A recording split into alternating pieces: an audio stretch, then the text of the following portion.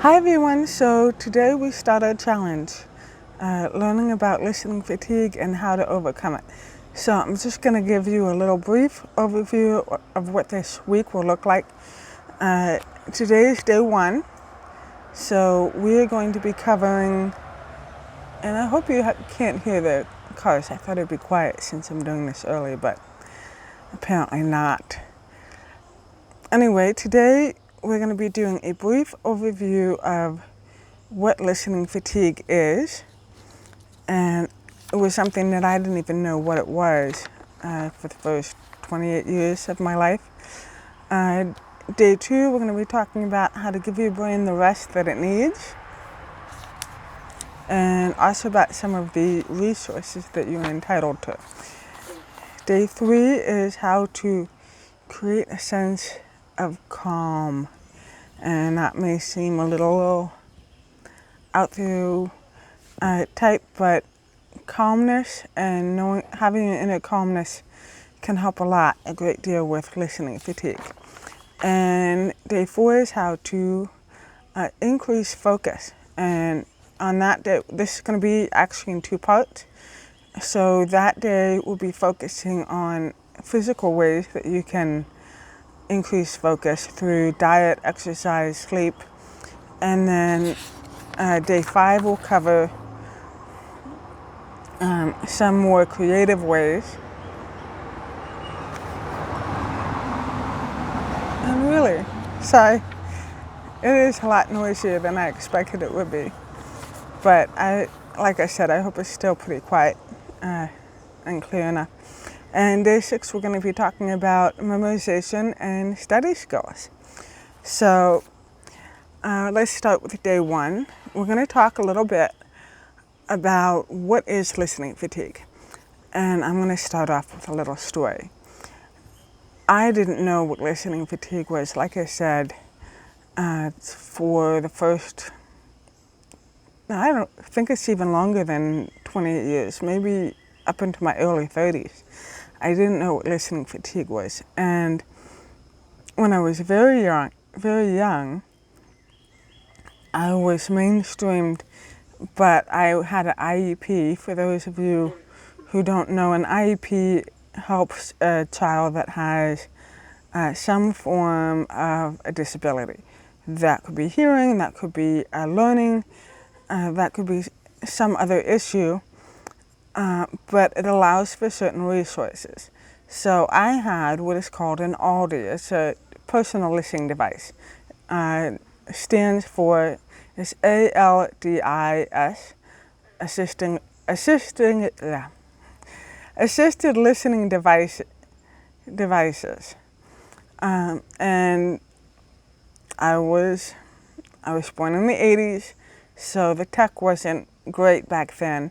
So I basically had a loop and then a box that attached to my hip.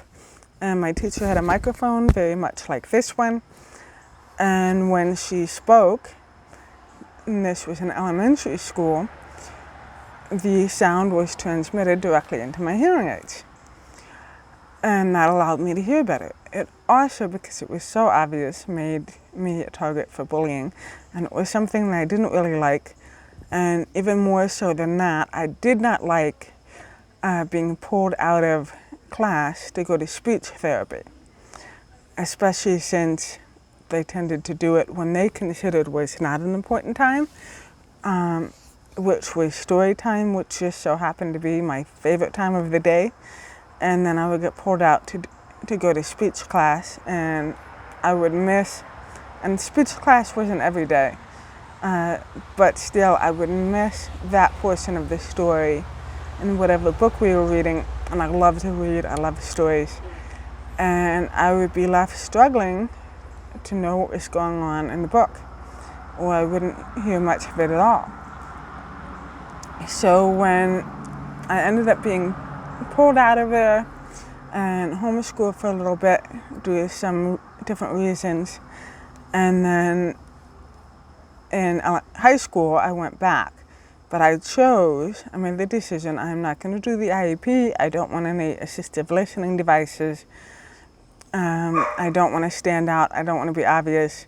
So I chose to kind of go it on my own, even though it made things more difficult for me. And I went through high school, college, and then chiropractic school without having that IEP or any of those extra resources. And I did struggle.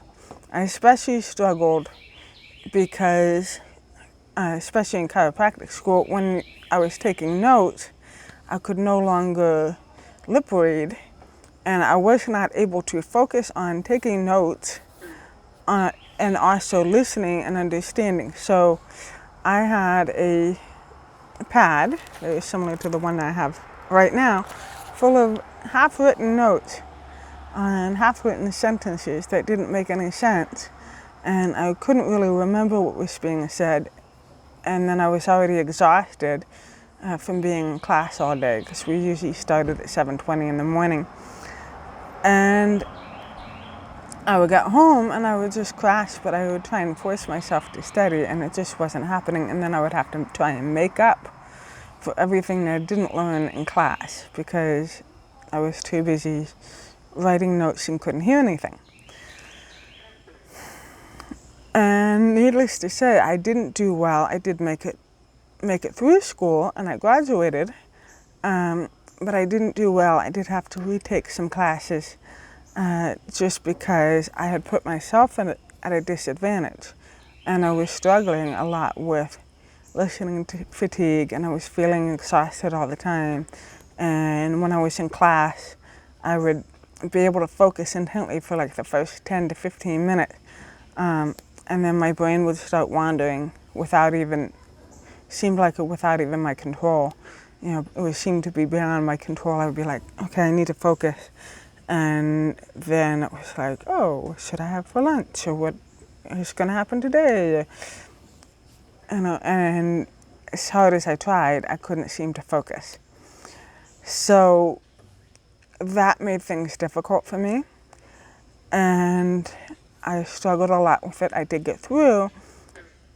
And then later on, when I started meeting people through hearing loss support groups, I learned about listening fatigue, and then it all made sense. So what is listening fatigue? Listening fatigue is mental exhaustion that a person experiences from having to listen for an extended period of time. And it is more pronounced in people that have hearing loss, particularly when they're listening to someone speaking, especially in like a school setting or a seminar setting, a workshop setting, or maybe in a group setting where there's different voices coming at you at once, and you're trying to listen to everybody and you can't look at everybody's lips. And it creates a lot of mental exhaustion because you're having to struggle to understand what someone is saying for a long period of time. And then on top of that, you're expected to memorize it or to grasp an understanding of it. And it can make things very difficult for someone. And let me just not lose my train of thought here. So for someone that has a hearing loss, and this can vary from person to person depending on the severity of the hearing loss, but they typically don't hear certain speech sounds. For me, I don't hear S. If I'm saying it myself, then I can hear it. But generally for other people, I don't hear that. And a lot of times I will accidentally drop that syllable off my own speech and not say it clearly. So I don't hear S. Sometimes I don't hear SH. CH, TH, those are either difficult for me to hear or they're kind of indistinguishable from one another. And then there's, like the hard P and the K, or the B, or the D, B and D. Those can also be a struggle because they sound so similar. So especially if I'm not seeing someone's lips, a lot of times I either don't hear what they're saying or maybe I think they're saying something else. And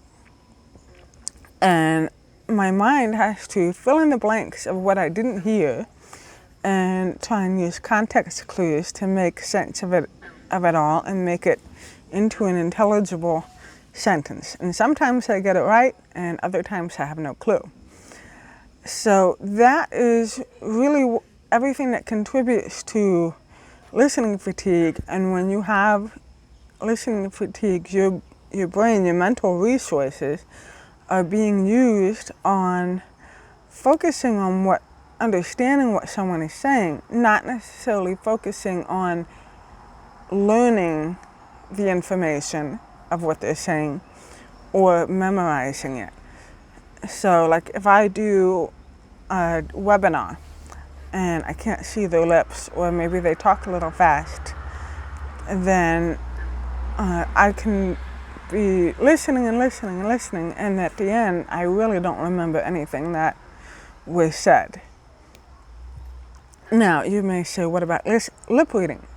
Well, even a skilled lip reader only gets about 60 to 70% of what someone is saying, and that is someone that's a skilled lip reader, someone that's been lip reading since the time that they were young.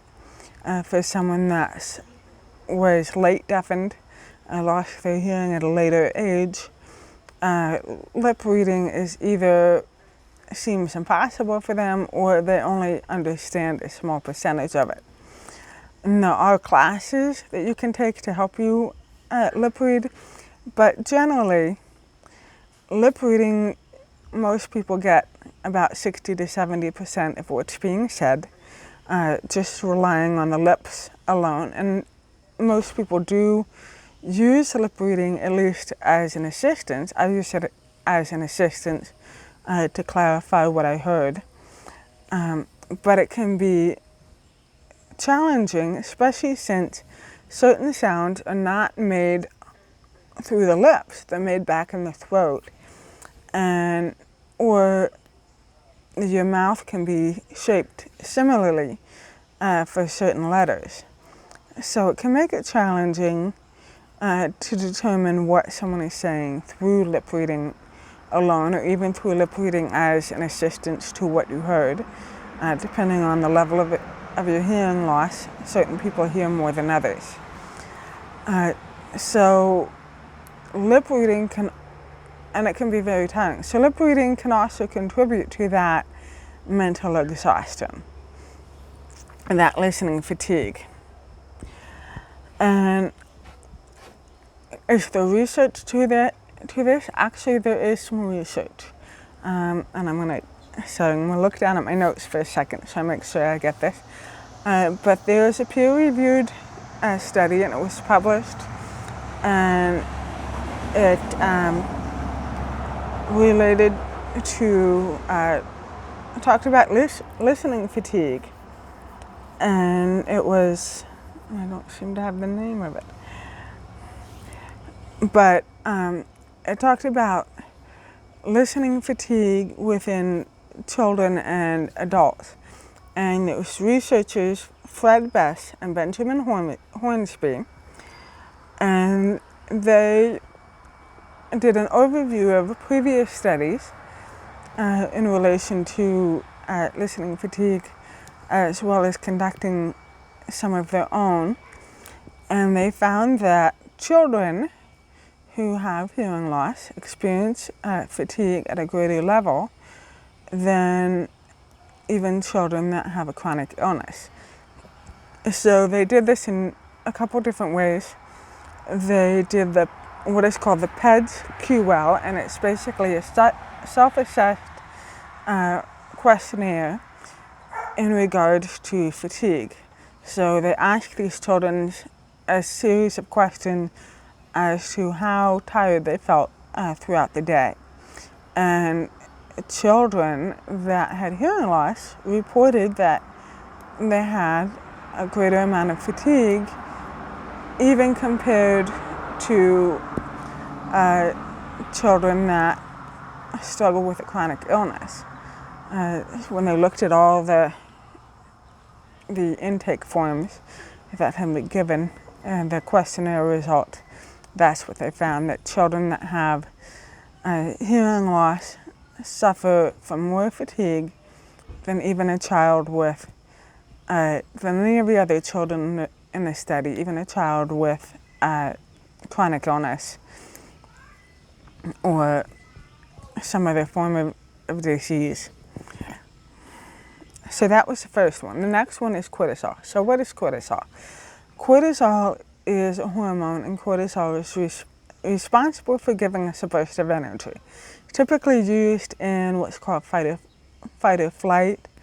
And fight or flight is that, a sympathetic nervous system response that we get when we think we're in danger or we're under stress, whether it's real danger or just like, traffic or dealing with your boss or something. We get a fight or flight response.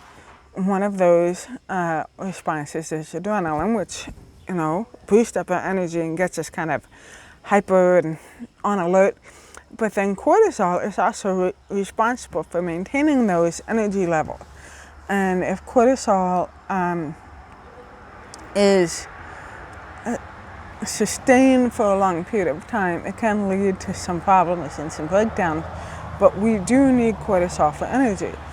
And they did a study taking a group of children, those without hearing loss and those with hearing loss, and they found out that the children who had hearing loss had either what's called blunted cortisol levels, which meant that their cortisol never raised.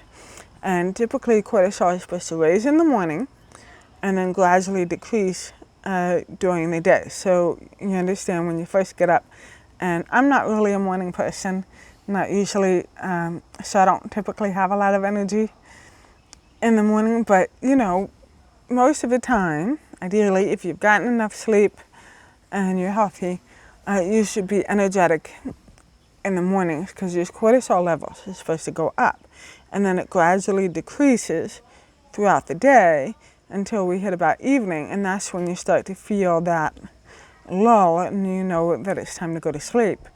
It's because your cortisol levels have dropped. But these children, as compared with their peers who did not have hearing loss, these children either had blunted cortisol levels where cortisol stayed low from the time that they were waking up and then kind of steady, at a steady level throughout the day. So they never really got that burst of energy. Never really had that differentiation between, morning time when you're supposed to be awake and alert, and then evening time where you're supposed to be, getting sleepy and ready for bed. Their cortisol levels were just static and they were low. So they didn't have much energy. They had a greater level of fatigue. And then the other children with hearing loss had cortisol levels that started up here, normal with those that didn't have hearing loss, but instead of gradually going down throughout the day, it plunged. So right about, the first couple hours of the school day, you would find that these children started getting very exhausted because they didn't have any more cortisol, and it dropped very quickly. So these are some things that you want to look at in regards to listening fatigue. Yes, it is a real phenomenon. Yes, it is measured, affected physiologically in our bodies by the level of hormones that we have in there. It does take a toll on us mentally and emotionally and physically. So, if you are experiencing listening fatigue, know that you are struggling with something that's real. It's not just in your head, and it's not just, you feeling lazy or needing to power through. You do have listening fatigue. It is caused by your hearing loss. It can affect your academic performance. It can affect your work performance. It can affect your social life. because it's exhausting. It's exhausting to follow conversation and to try and listen when you can't hear very well, and you have to interpret everything that's being said, and it doesn't come naturally to you. So that's it. I'm keeping a little short today, and we'll cover some more in the next few days about the different ways that we can help manage our listening fatigue and maybe not completely overcome it, but in a way to help manage it and deal with it so that it doesn't become too much of an obstacle to us. So thank you for joining me, and today I'm not going to give you any sort of assignment. Just take some time to think about times in your life when you've experienced listening fatigue, if there's anything that stands out with you, and share your experience with it in the group. Okay, bye.